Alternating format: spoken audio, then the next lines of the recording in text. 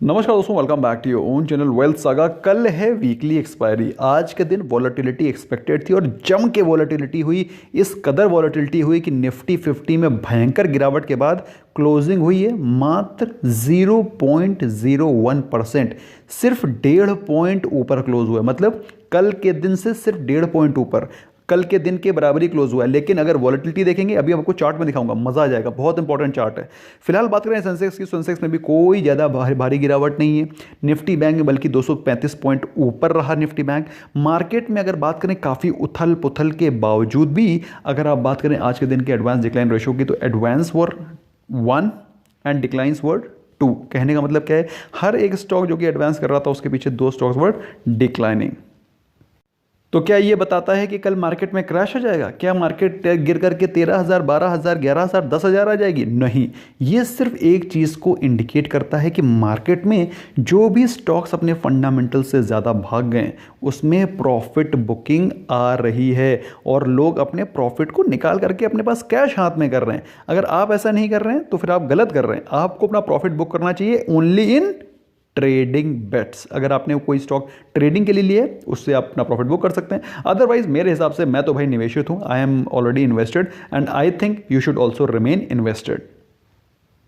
और ऐसा नहीं है कि प्रॉफिट बुकिंग खाली हमारी इंडियन मार्केट्स में आ रही है, प्रॉफिट बुकिंग ग्लोबल मार्केट्स में भी है। क्योंकि आप देख सकते हैं यूरोपियन मार्केट्स में although there is profit booking, there is no major crash. क्योंकि प्रॉफिट बुकिंग का मतलब ये नहीं होता बहुत बड़ा क्रैश आ गया। सिर्फ एक select piece of stock, select sectors जिसमें कि फंडामेंटल से ज़्यादा रन अप हो गया है, उनसे प्रॉफिट बुकिंग दिखाई पड़ रहा है, जो कि आपके सामने है।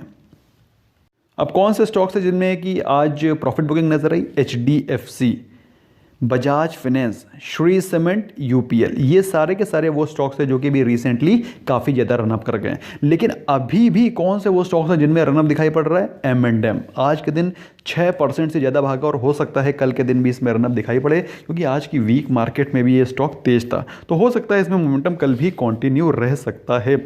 Adani ports, SBI, IOC were the other top 3 gainers of complete Nifty 50 pack.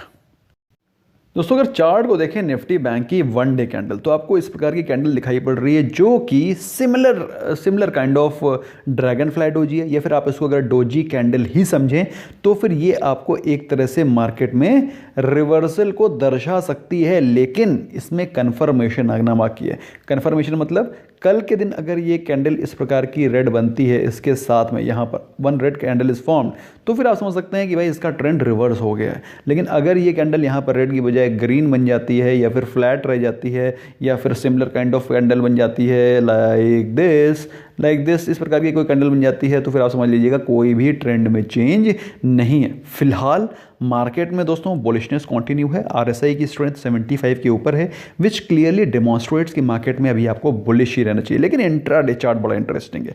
Market gap up open हुई, उसके बाद उसमें करेक्शन आया और इस कदर करेक्शन आया कि 32,600 के कॉल ऑप्शन को हम लोगों ने खरीदा था, वो इन द मनी हो गया था। Over here you can see 32,600 का call option in the money हो गया।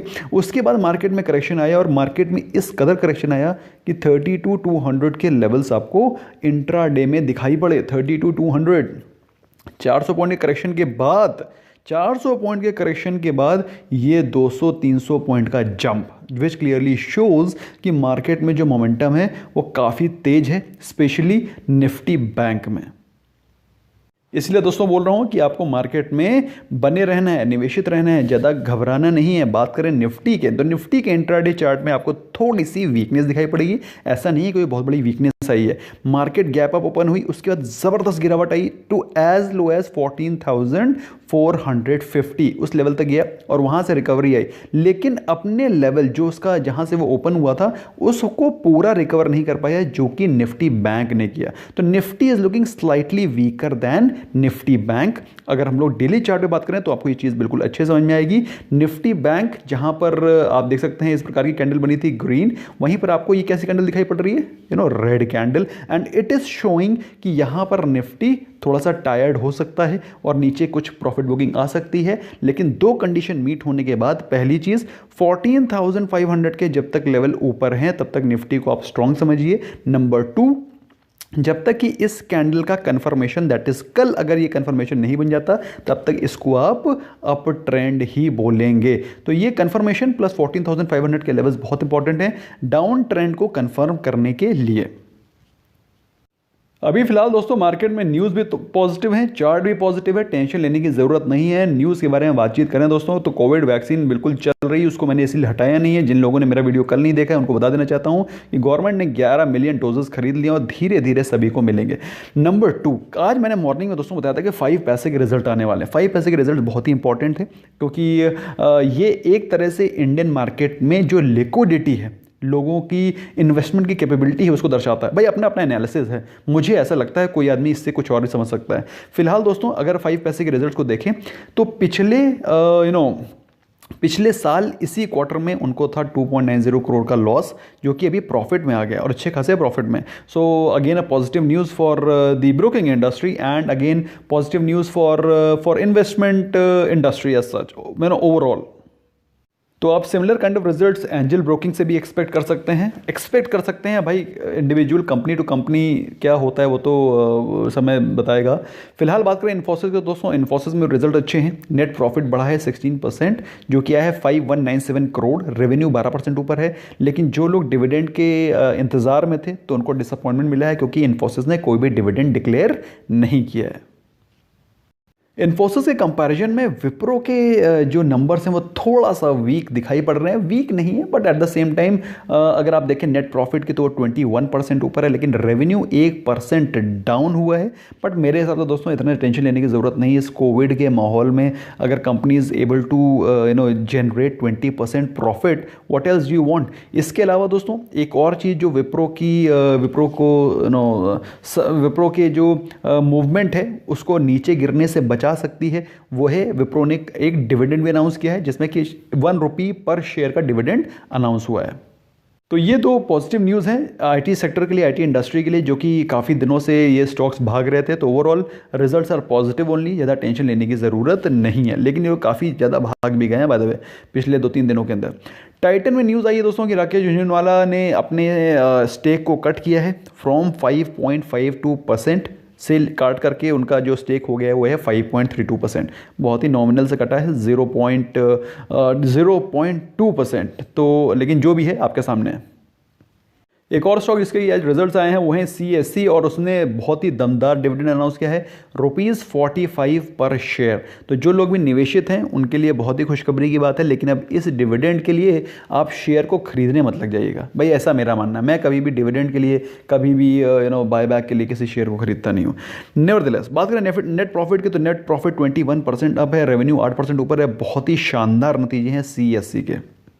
दोस्तों एक स्टॉक है जिसमें कि पॉजिटिव न्यूज़ थम ही नहीं रही है, वो है टाटा मोटर्स। अब आपको मुझे कमेंट सेक्शन में बताना है कि ये न्यूज़ रियल है या फिर ये प्लांटेड है, क्योंकि डेली एक नई न्यूज़ छोड़ी जाती है उसमें और उसके बाद वो स्टॉक ऊपर भागता है। वो है टाटा मोटर्स। टाटा मोटर्स में आज फिर से न्यूज़ आई है कि उनके मैनेजमेंट का कहना है कि टाटा मोटर्स का जो पैसेंजर व्हीकल की रेंज है उसके प्राइस को कभी भी बढ़ाया जा सकता है। तो अगर प्राइस बढ़ेगा तो रेवेन्यू बढ़ेगा और रेवेन्यू बढ़ेगा तो broadly in broader sense profitability और मार्जिन बढ़ने के चांसेस ज़्यादा रहते हैं। तो ये एक पॉजिटिव न्यूज़ होती है किसी भी कंपनी की, अगर वो प्राइस बढ़ाते हैं तो broadly it's a good news, better news. So दोस्तों ये टाटा मोटर्स को बढ़ाने के लिए एक अच्छा खासा ट्रिगर था और अच्छा खासा स्टॉक आज भागा। इसके अलावा दोस्तों आइनॉक्स में एक पॉजिटिव न्यूज़ ये है कि उनके 3 मल्टीप्लेक्सेस में ऑपरेशन स्टार्ट हो गया है, जिसमें कि एक गुरुग्राम में भी है। So again a positive news for INOX and PVR as well, क्योंकि आइनॉक्स में शुरू होगा तो धीरे धीरे PVR में भी काम शुरू होगा और कई सारी मूवीज़ भी, अच्छी मूवीज़ भी रिलीज़ होने को तैयार हैं। तो again a great news for PVR and INOX as well. एक अच्छी न्यूज़ दोस्तों L&T के शेयर होल्डर्स के लिए भी थी। वैसे उन लोगों को आदत है, मैं भी L&T का शेयर होल्डर हूँ एज अ डिस्क्लेमर।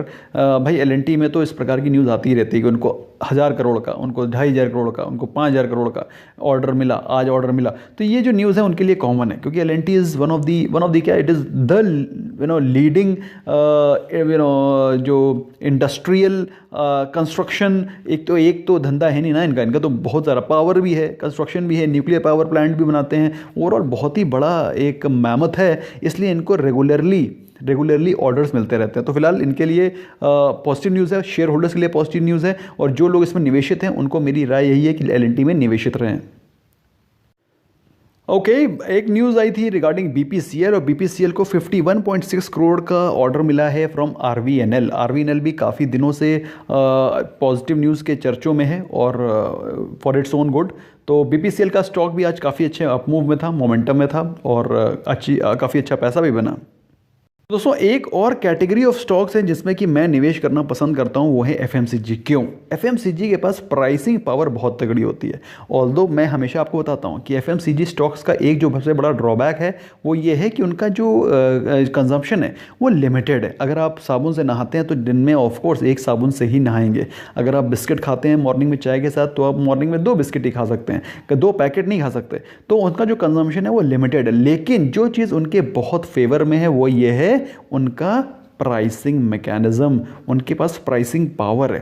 तो गोदरेज कंज्यूमर और एचयूएल ने अपने सोप्स का प्राइस इस साल में दूसरी बार बढ़ाया है। तो वो अगर सोप अगर 70 रुपीज़ का है, आप यूज़ करते हैं, 75 का हो जाएगा तो भी आप सोप यूज़ करेंगे, 80 का भी हो जाएगा तो भी आप सोप यूज़ करेंगे, क्योंकि soap is something which you do not generally change. तो again a positive news for FMCG share holders like HUL and Godrej consumers. तो भाई ये तो हो गई पॉजिटिव न्यूज़ जिसके चलते मार्केट में पॉजिटिविटी बनी हुई है, मार्केट भाग रही है और हम लोग निवेशित हैं और उस निवेश का फ़ायदा उठा रहे हैं। कुछ निगेटिव न्यूज़ भी हैं दोस्तों, जो कि मैंने कल एक न्यूज़ बताई थी जिसका कि इम्पैक्ट आज मार्केट में दिखाई पड़ा था कि आरबीआई ने फाइनेंशियल स्टेबिलिटी रिपोर्ट को, मैंने इसमें बिल्कुल एक लेटर भी नहीं छेड़ा है, सेम वही चीज़ दिखा रहा हूँ ताकि आपको ये बात याद रहे कि ये बात मैंने आपको कल बताई थी, आज मार्केट में न्यूज़ बाद में आई। और मेरा काम होता है दोस्तों आपको सबसे पहले अपडेट देना, कोशिश करता हूँ भाई, मेरा काम है आपको टाइम से अपडेट देना। इन्वेस्टमेंट करने के लिए आप अपनी रिसर्च करें, अपने फाइनेंशियल एडवाइजर से एडवाइस लें। तो कल मैंने आपको बताया था कि आरबीआई की डेटा के हिसाब से सेकेंड इन सितंबर एनपीएस बढ़ सकते हैं। सो जिसके चलते आज बैंकिंग स्टॉक्स में गिरावट थी, लेकिन उसके बाद फिर रिकवरी आ गई। इसके अलावा दोस्तों ऐसा कहा जा रहा है कि फेब और मार्च में मार्केट में करेक्शन आ सकता है, क्योंकि मार्केट इस समय ओवरबॉट चल रही है, कोई डाउट नहीं है उसमें। और ये सीज़न वो वाला सीज़न होता है जब बजट का सेशन चल रहा होता है, और बजट में कोई भी न्यूज़ जो सेंटिमेंट्स को डेंट कर सकती है उसका डायरेक्ट इम्पैक्ट पड़ता है स्टॉक मार्केट पे। तो जो लोग बिल्कुल ही ज़्यादा अपने प्रॉफिट बुकिंग को रोक करके रखे हुए हैं वो जैन एंड से अपने प्रॉफिट को बुक करना चाहें तो कर सकते हैं। फिलहाल मैं तो अभी नहीं कर रहा हूं। Whenever I will try to update you. मेरे हिसाब से अभी फिलहाल मार्केट में निवेशित रहना चाहिए, और फेब मार्च में करेक्शन आएगा, ऐसी रिपोर्ट्स बोल रही हैं, ऐसे काफ़ी सारे न्यूज़ चैनल बोल रहे हैं, तो आपको भी कॉशियस रहना चाहिए। That's all from my side. Thank you so much for giving a precious time. I hope you learn something new. इसको शेयर करा करो दोस्तों, ये सारी जो न्यूज़ हैं, इंपॉर्टेंट अपडेट्स हैं, इनको शेयर किया करो। Bye bye for now.